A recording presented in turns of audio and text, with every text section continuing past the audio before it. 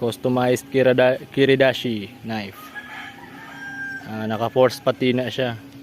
Acid etch.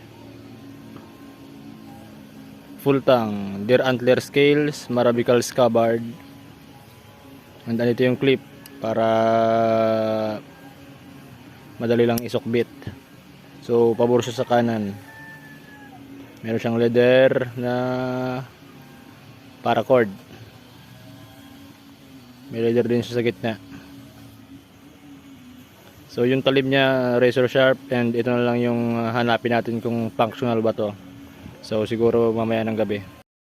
So yun nga guys, gabi na, eto na. Susubukan natin to kung